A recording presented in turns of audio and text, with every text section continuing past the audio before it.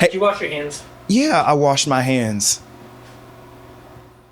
Anyways, I'm Ira Cross. This is First Mike, and we talk to comics about their first time on stage. Today up, we got Steven Hobson. I washed my hands, man. That's messed up. I'm not grimy out here like most people.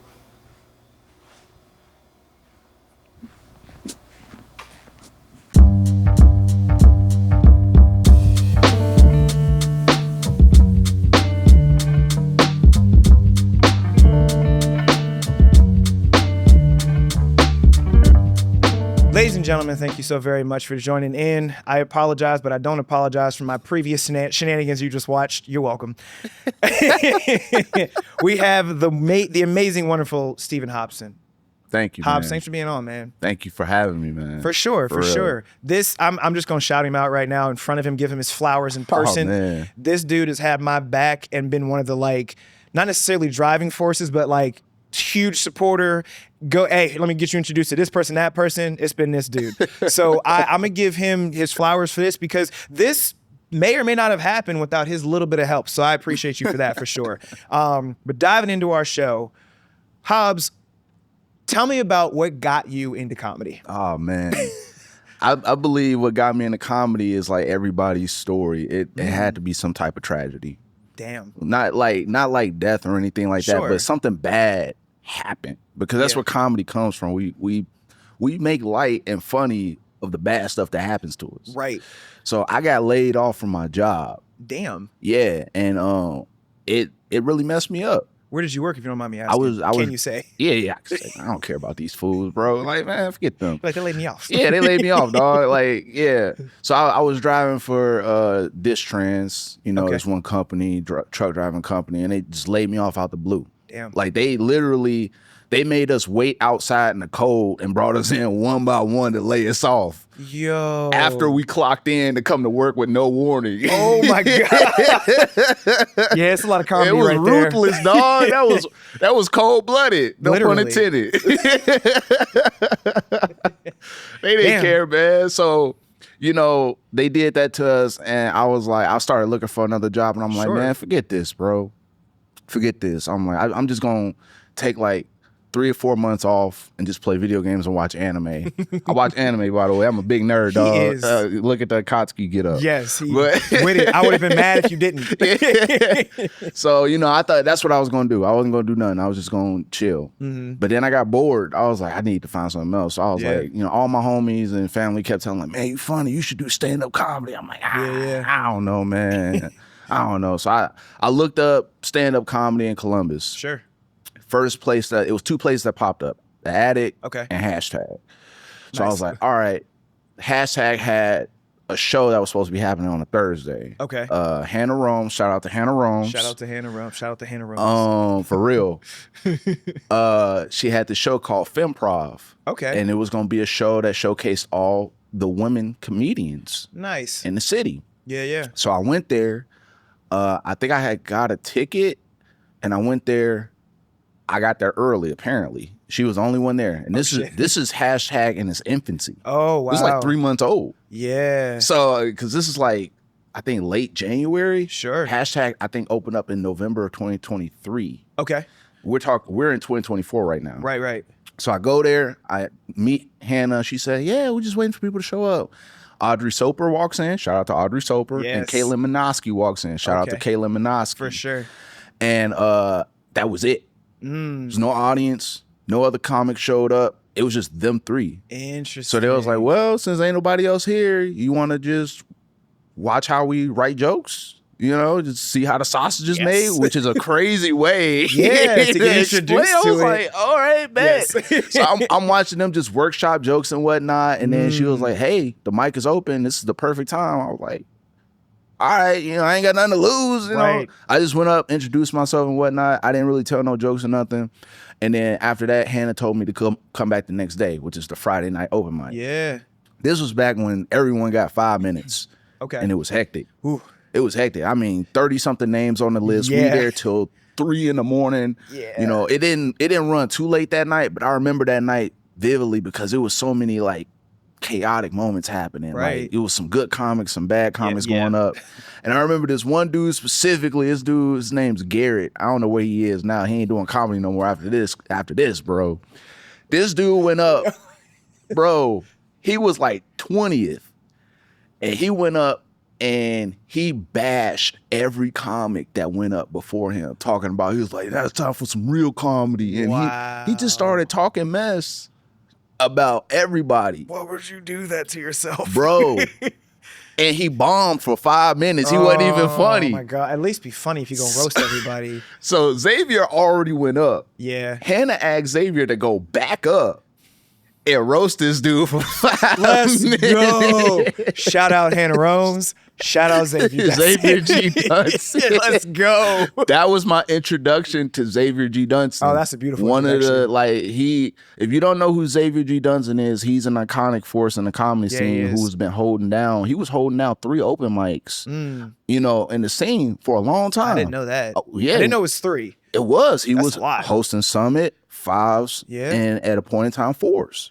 I didn't know he was doing Summit. Interesting. Yeah. Okay. Yeah, I was co-hosting Summit with him for a minute. That's dope. But before that, that was the next open mic I went to. It was Summit on Sundays. Right. And that was the first time I actually got on stage again to try it in front of an audience. Yeah. And I bombed, as you do. Like, Yeah. not everybody bombs their first time, but I bombed. Yeah. And I remember that time specifically because shout out to Hood Hero Miko. That dude right there, man, he's a funny dude. He is. But he heckled me, dog. Of course he did. Of I course. went up with a big notepad.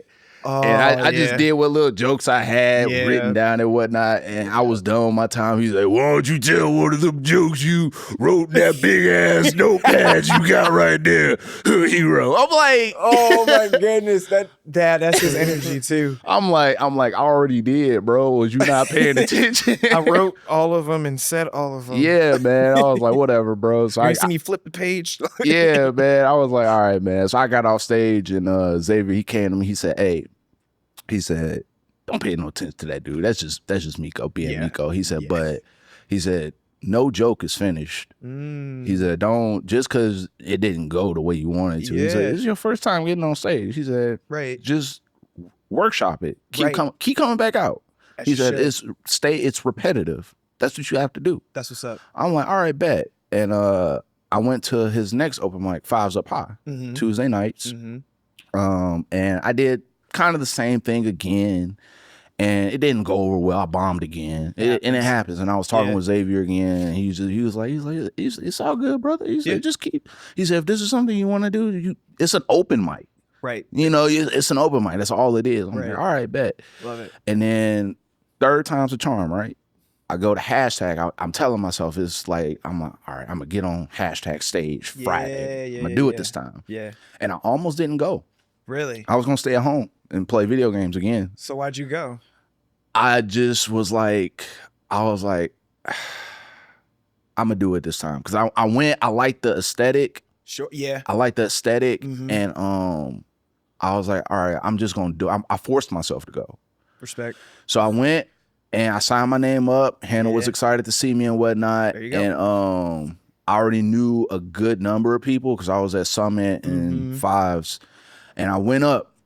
So at Summit, got to backtrack.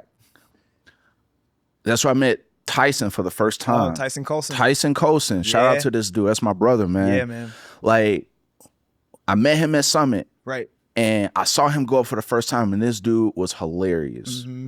And this is before Tyson was doing like 20-minute sets, 10-minute sets. Because he'll do those now. Yeah, me and him was in the same boat. The second we saw the light, we rushed off stage. Bro, like, we was not trying to stay on stage, man. And he went on stage and he sat down. And I looked, I'm like, dude, like how do you like do this? And he's like, bro, I just sit down. He's like, I try to make myself as comfortable as possible. Yeah, that's dope. I remembered he said that. So Friday, I went there with the intention to sit down. And that same day, that open mic, Hannah had just did Meemaw's house. Oh, that's funny. Yeah. Yeah. So she had left the little like chair out with a blanket. So you were able to see. I was like, I'm gonna sit in that chair. Yes. And I'm gonna use that blanket because it's cold. Right. And right. It was cold. It was wintertime still, For dog. those that don't know, Meemaws it's a character that we will have Hannah on, by the way. I don't know when, but it's coming. It's a character she does, and it's Meemaw. That's literally what it is. And yes. That's all I'm gonna give you. You got to tune into some stuff she's working on to see the rest. You'll love it. Yes. So I went there. She just finished up Meemaw's house, and it was the open mic. I saw that blanket on the chair. That's clutch. And she introduced me, and I sat. And it's posted on my YouTube channel. Mm-hmm. I sat in the chair. I'm like, I'm just gonna sit in this chair, and I'm gonna put this blanket on me because it's cold.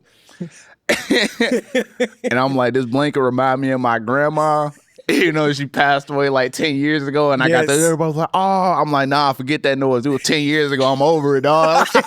And I got my first big pop. Boom. I got my first big laugh pop. I was like, oh, that's crazy. Yeah. And then I just rolled into the rest of my set, and I started getting more laughs. Mm-hmm. And then I had Tyson, I had him record it for me. Nice. And it felt good. Hell yeah. Like, it felt good to make people laugh who didn't know me. Yes, that's so big. It's just something about that dopamine hit.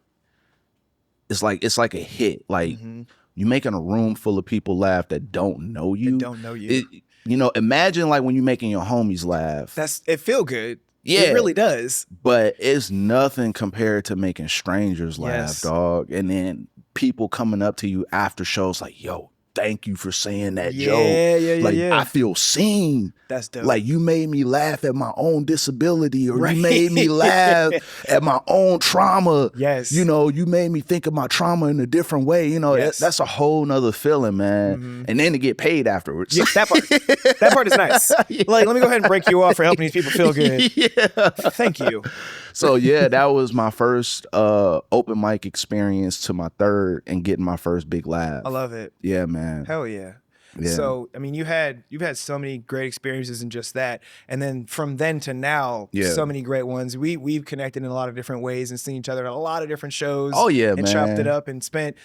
This is a shorter form show, but we have spent hours after a show just talking about nothing, talking about everything, from deep to all of it. Yeah. But anyways, all of that said, I would consider you a Columbus staple. Oh, man. As a comic. I really do, because everybody knows you. Everybody sees you everywhere. They're like, man, he was just at such and such the other day, and how did he?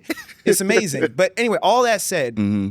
what would you tell either like a newer comic mm-hmm. or somebody who's like, as Tyson said on a previous episode, in the bedroom performing. In the bedroom performing. That's another. You don't know what we're talking about. I know exactly what he's talking about. Because he includes you in. Yeah, yes. I know exactly. He told me when I first met him. That's beautiful. Yeah, dude. But anyways, what would you tell a newer comic or a comic that is like maybe thinking about getting into doing comedy? It's a marathon and not a sprint.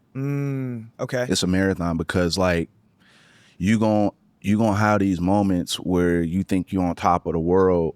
And then that's going to be taken away from you the second you go to an open mic and bomb with the same set you just killed with. Yes.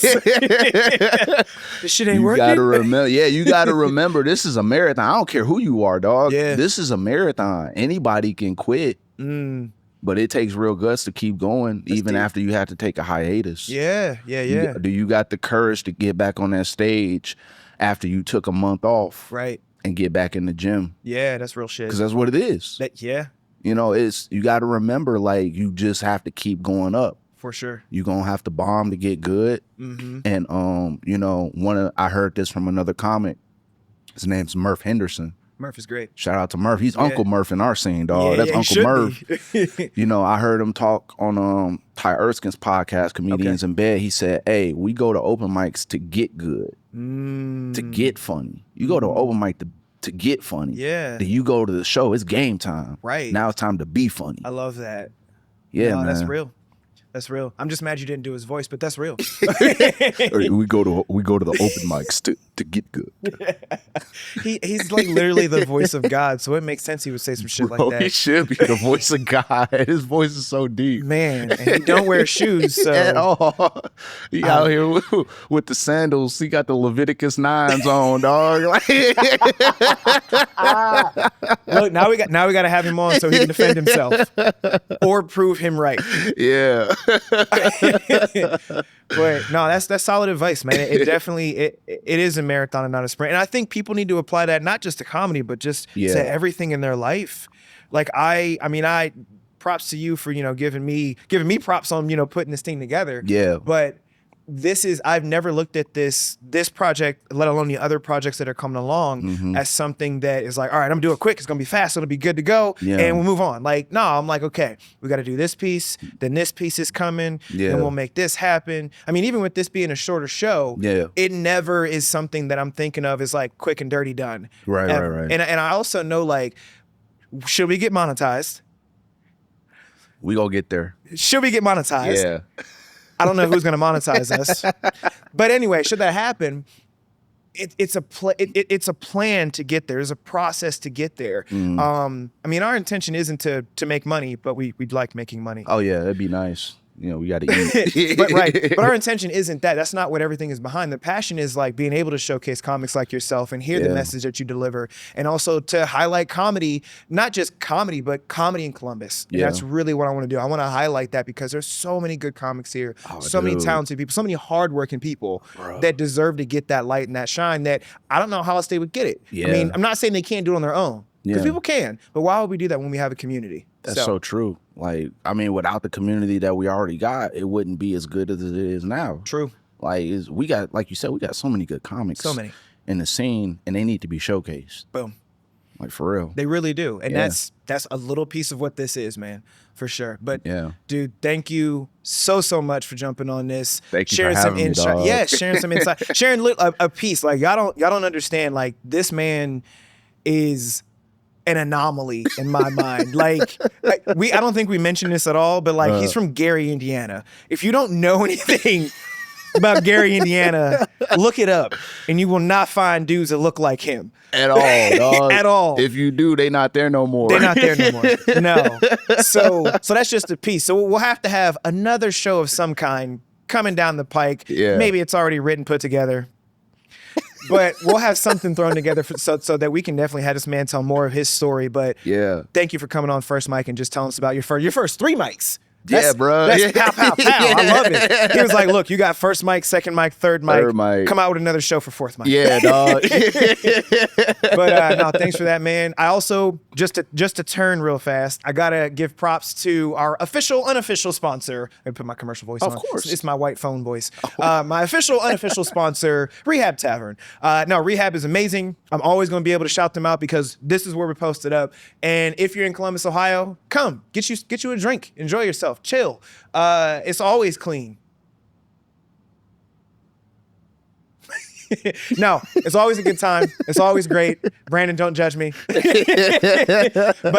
shout out to Rehab Tavern for giving us a home and letting us be able to do our thing here. Yeah, man. Last thing I want to hear from you is, well, I want to hear more from you in real life. But last thing on this is, where can they find you on the internet, social media, what have you? So you can find me on my website, StevenHobsonComedy.com. Yep. And then they got all my social medias. I'm Steven Hobson on Facebook and shobson2080. That's SHOB as in boy, SON 2080 on Instagram, TikTok, and YouTube. But again, you can go to my website, StevenHobsonComedy.com. Boom. Do it right now. Well, not right. Wait till the credits roll and then do it. So last thing I want to say to everybody, thank you for watching. If you're listening, thank you for listening. If you're listening, but you can see, you should probably go watch it because then you can see us. Why would you not want to? I don't get that. Yeah. Anyways, thank you for watching. Thank you for listening. This is First Mic.